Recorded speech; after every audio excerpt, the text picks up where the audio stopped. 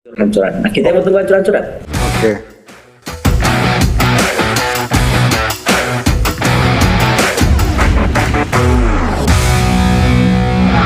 Selamat datang di channel.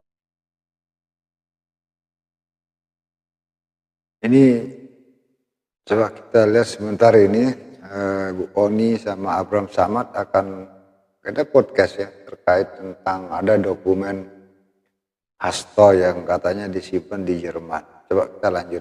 Abraham Samad speak up. Seperti biasanya netizen, hari ini saya menghadirkan narasumber yang luar biasa nih.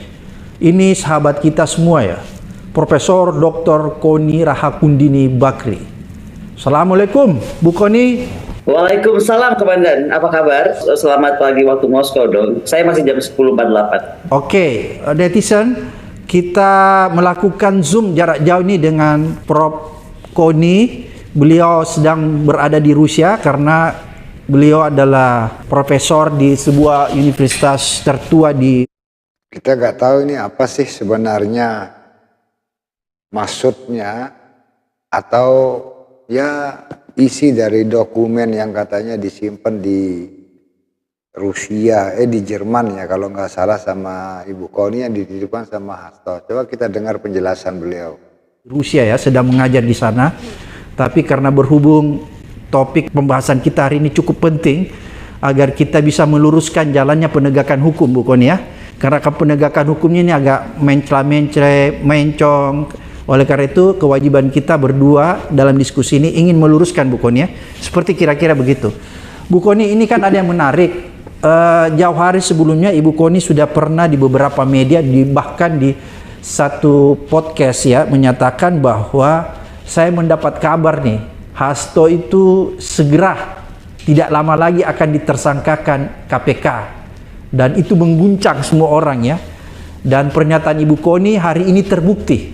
Ya, kenapa terbukti? Karena tidak lama kemudian pada saat kemarin seminggu yang lalu ya, sebelum hari Natal mungkin, itu KPK menetapkan Sekjen PDIP Pak Hasto ya, Hasto sebagai tersangka.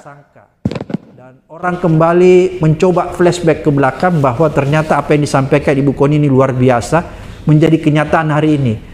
Dan kenapa menurut saya ini ada sesuatu yang cukup janggal ya Bu Koni ya, karena ini kok sudah dirancang jauh hari sebelumnya, Ibu Koni sudah tahu, berarti ini kan sudah dipersiapkan. Ini gimana ceritanya Bu Koni?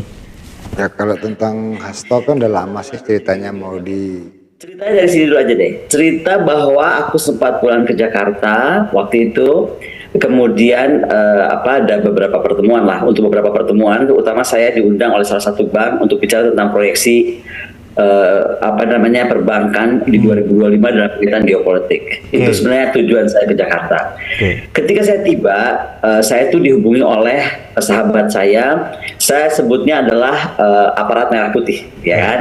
Karena ini kan orang semua lagi ribut ada aparat parcok gitu kan. Nah saya bilang enggak, aparat itu enggak semuanya parcok atau apapun itu, tapi ada aparat merah putih. Nah sahabat saya aparat merah putih itu panggil saya waktu itu, saya baru mendarat. Dia bilang bahwa ini tolong deh warning sahabatmu begini, udah saya cepetin aja ceritanya. Akhirnya kita datang ke salah satu podcast kawan kita itu, dan di situ buka gitu.